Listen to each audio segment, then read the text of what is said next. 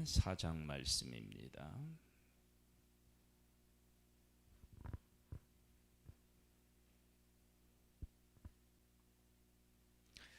보아스는 그 룻이 곡식을 주울 때 이렇게 그에게 이야기합니다. 여호와께서 네가 행한 일에 보답하시기를 원하며 이스라엘 하나님 여호와께서 그의 날개 아래 보호받으러 온 네게 온전한 상 주시기를 원하노라 하는지라.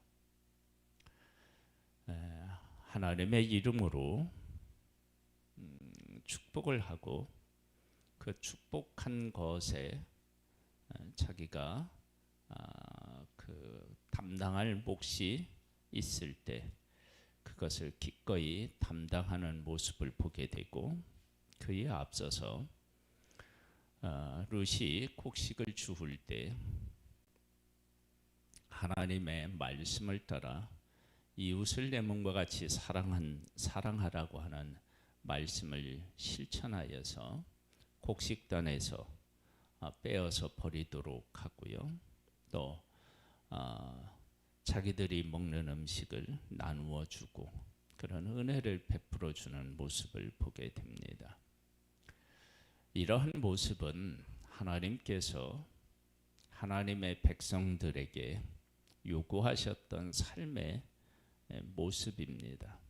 그리고 하나님께서는 기업물을 자의 제도를 세우셔서 망가진 한 가정을 바르게 세우기를 원하셨는데, 그 세우기를 원하셨던 가정의 도대체 어떤 가정으로 세우기를 원하셨느냐, 그런 내용을 오늘 4장을 통해서 우리가 한번 살펴보겠습니다. 보아스가 성문에 올라가서 거기 앉아 있더니 마침 보아스가 말하던 기업물을 자가 지나가는지라. 보아스가 그에게 이르되 아무개여 이리로 와서 앉으라 하니 그가 와서 앉으매 보아스가 그 성읍 장로 10명을 청하여 이르되 당신들은 여기 앉으라 하니 그들이 앉으매 보아스가 그 기업물을 자에게 이르되 모압 지방에서 돌아온 나호미가 우리 형제 엘리멜렉의 소유지를 팔려 함으로 내가 여기 앉은 이들과 내 백성의 장로들 앞에서 그것을 사라고 네게 말하여 알게 하려 하였노라. 만일 네가 물으려면 물으려니와 만일 네가 물으지 아니하려거든 내게 구하여 알게 하라. 네 다음은 나요 그 위에는 물을 자가 없느니라 하니 그가 이르되 내가 물으리라 하는지라. 보아스가 이르되 네가 나오미의 손에서 그 밭을 사는 날에 곧 죽은 자의 아내 모압 여인 룻에게 사서 그 죽은 자의 기업을 그의 이름으로 세워야 할지니라 하니 그 기업물을 자가 이르되 나는 내 기업에 손해가 있을까 하여 나를 위하여 물으지 못하리니 내가 물을 것을 네가 물으라. 나는 물으지 못하겠노라 하는지라. 하나님께서 기업물을 자를 하나님이 명령하시고 세우셨다. 그럴 때 어떻게 세우기를 원하느냐, 그의 이름이 사라지지 않고 지속되기를 원하셨고, 하나님께서 그 가정에 주신 기업이 다른 데로 가지 않기를 원하셨던, 즉 하나님이 주신 기업이 다시 회복되는 것까지도 다 원하셨음을 우리가 알 수 있습니다. 즉 하나님께서 약속의 땅을 주실 때 각 지파별로 그리고 가족별로 약속의 땅을 허락하셨는데, 그 약속의 땅에 주신 그 기업이 그대로 그들에게 보존되기를 원하셨던 것, 그리고 그 주신 것에서 복을 누리기를 원하셨던 것을 알 수 있습니다. 그러니까 하나님께서 한 지파와 한 가족에게 주신 그 땅이 영원히 그들 이름으로 이어지고 하나님이 주신 기업이 그 가정에서 지속되기를 원하셨고 그 가정 그곳에서 하나님이 주신 복을 받아 누리기를 원하셨다라고 하는 것을 우리가 알 수 있습니다. 그러니까 회복이라고 하는 것은 그런 것입니다. 그래서 이러한 회복은 여기서만 찾아볼 수 있는 게 아니라 우리가 잘 아는 누가복음 15장에 세 가지 잃은 것에 대한 이야기가 나오잖아요. 잃은 양 드라크마 아들. 그 아들에게서 분명히 알 수 있어요. 아들이 돌아왔을 때 그냥 품꾼의 하나로 원했지만 그렇게 생각했지만 그는 품꾼의 하나가 아니고 집을 나간 잃은 아들을 다시 찾은 아버지. 그 아버지가 아들을 회복시키는데 어떻게 회복시켜요? 완전하게 회복시켜요. 가락지도 끼우고요, 옷도 입히고요, 그리고 죽었다 살아났다고 하면서 큰 자치를 베풀면서 아들로서 온전한 회복이 있지 그의 신분이 바뀌거나 하지 않는 모습을 보게 됩니다. 그러니까 우리들이 하나님 안에서 회복한다라고 할 때 그 회복은 하나님께서 우리에게 주신 복 그 가운데서 온전한 회복을 하나님은 우리에게 허락해 주시는 것입니다. 그러니까 회복할 때 그런 것들을 우리 마음에 분명히 꿈꾸고 회복해야 됩니다. 근데 사실은 그러한 회복보다 훨씬 더 큰 회복과 온전한 회복이 있습니다. 한번 보겠습니다. 옛적에 이스라엘 중에서 모든 것을 무르거나 교환하는 일을 확정하기 위하여 사람이 그의 신을 벗어 그의 이웃에게 주더니 이것이 이스라엘 중에 증명하는 전례가 된지라. 이에 그 기업물을 짜가 보아스에게 이르되 네가 너를 위하여 사라 하고 그의 신을 벗은지라. 보아스가 장로들과 모든 백성에게 이르되 내가 엘리멜렉과 기륜과 말론에게 있는 모든 것을 나아미의 손에서 산 일에 너희가 오늘 증인이 되었고 또 말론의 아내 모함 여인 룻을 사서 나의 아내로 맞이하고 그 죽은 자의 기업을 그의 이름으로 세워 그의 이름이 그의 형제 중과 그곳 성문에서 끊어지지 아니하게 하매 너희가 오늘 증인이 되었느니라 하니 흉년이 들었다고 모든 재산을 가지고 모압 지방에 가서 모든 것을 잃고 자식도 잃은 그런 과부가 며느리와 둘이 왔는데 하나님께서는 그들을 위하여서 보아스를 예비해 놓고 이미 기업물을 짜라고 하는 제도를 만들어서 그들을 온전하게 회복시키는데 죽은 자의 이름으로 죽은 자가 받은 기업까지 하나님께서 회복시키시는 것을 보게 되고 그리고 그의 이름을 이을 그러한 일까지도 하나님께서 하시는 모습을 보게 됩니다. 그래서 아내로 삼아서 낳는 자식은 누구에게 속하느냐? 엘리멜렉에게 속하는 것입니다.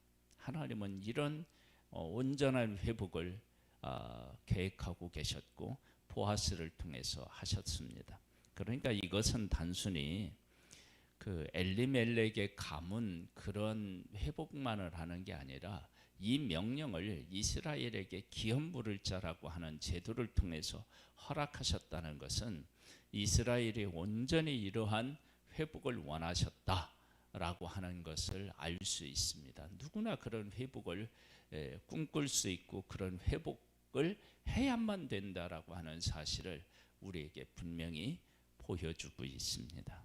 여러분 우리가 하나님 앞에 회복할 때 그런 회복을 꿈꾸시기를 바랍니다. 좀 전에 말씀드린 누가복음 15장의 아들의 회복을 하나님은 우리에게 허락해 주시기를 원하십니다. 할렐루야. 볼까요?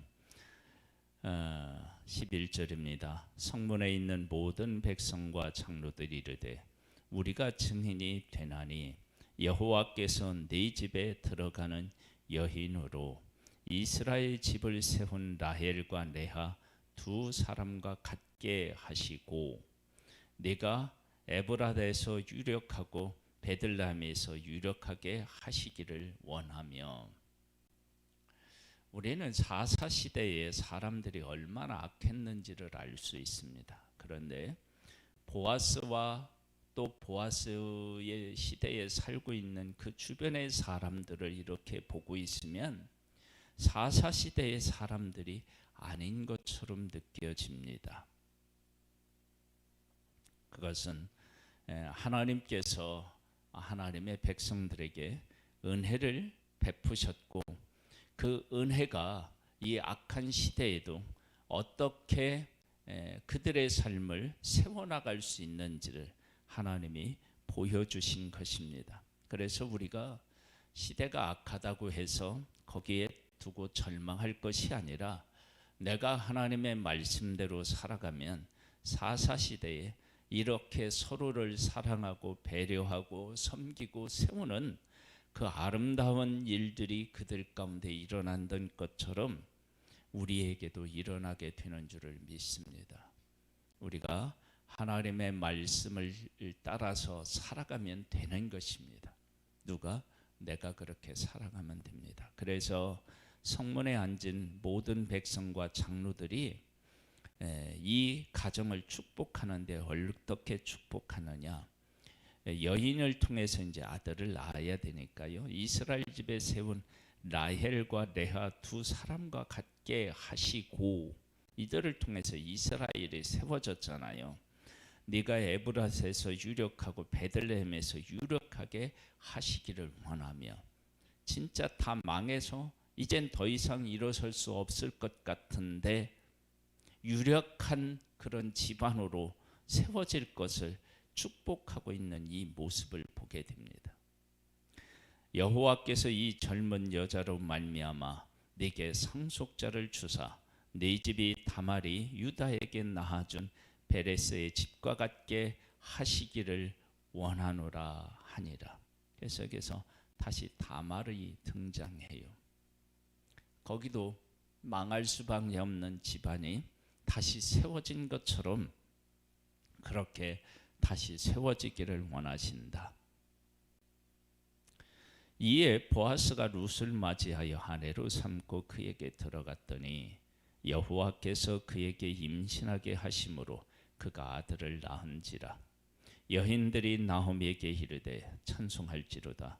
여호와께서 오늘 네게 기업 물을 자가 없게 하지 아니하셨도다. 기업 물을 자를 하나님이 예비하셨어요. 이 아이의 이름이 이스라엘 중에 유명하게 되기를 원하노라. 이는 네 생명의 회복자이며 네 노년의 봉향자라. 곧 너를 사랑하며 일곱 아들보다 귀한 네 며느리가 낳은 자로다 하니라. 그래서 이방 여인이 어떤 여인으로 바뀌었느냐? 그렇게 고백하느냐? 일곱 아들보다 귀한 며느리라고 합니다. 그러니까 하나님께서 이방 사람이라 하더라도 하나님이 어떤 분이신지를 알고 하나님과 함께하는 사람을 얼마나 귀하게 하나님께서 이렇게 생각하고 계시는지를 알 수 있습니다. 이러한 모습은 예수님 당시에 예수님 앞에 왔던 이방인들을 보면 알 수 있습니다. 백부장이 고백했을 때 그가 이스라엘 중에 이만한 믿음을 만나보지 못했다 그렇게 말씀하셨습니다. 믿음이 하나님을 향한 믿음이 그것이 곧 내가 누구인지를 말한다라고 하는 것을 알 수 있습니다. 내가 예수 그리스도를 구세주로 고백하면 나에게 어떤 일이 일어나느냐? 하나님의 자녀가 되는 권세를 얻는 것입니다. 이것이 하나님 안에서 일어나는 놀라운 내 삶의 변화인 것입니다. 이런 놀라운 변화들이 우리 2023년 새해에 우리 성도님들의 가정과 산업과 한 사람 한 사람 위에 임하기를 주님의 이름으로 축복합니다.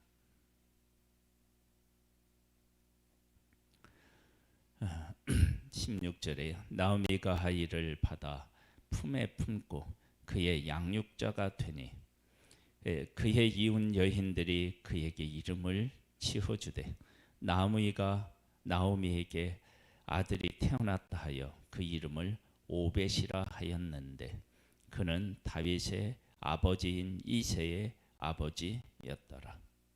하나님께서 어떠한 은혜와 복을 예비하고 계셨는지를 알 수 있습니다. 그리고 이어서 베레스의 계보는 이러하니라. 베레스는 헤스론을 낳고 헤스론은 람을 낳고 람은 암미나답을 낳았고 암미나답은 나손을 낳았고 나손은 살몬을 낳았고 살몬은 보아스를 낳았고 보아스는 오벳을 낳았고 오벳은 이새를 낳고 이새는 다윗을 낳았더라. 그래서 이제 족보가 나오는데요.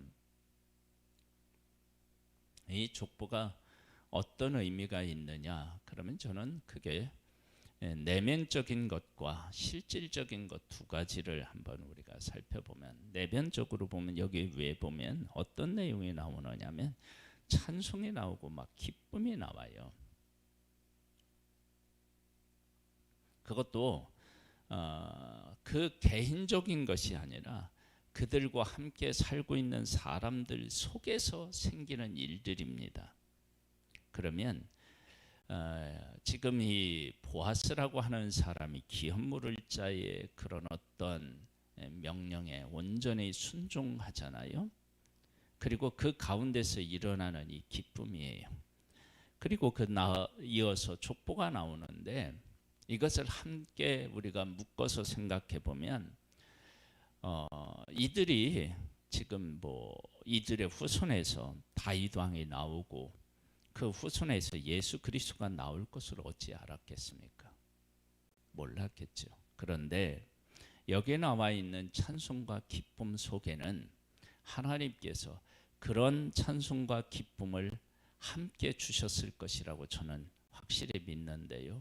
그것은 예수 그리스도의 탄생과 그리고 예수 그리스도와 함께 살아갔을 때 얻었던 그런 기쁨이 이들 안에도 하나님이 주셨겠다 그런 생각을 합니다.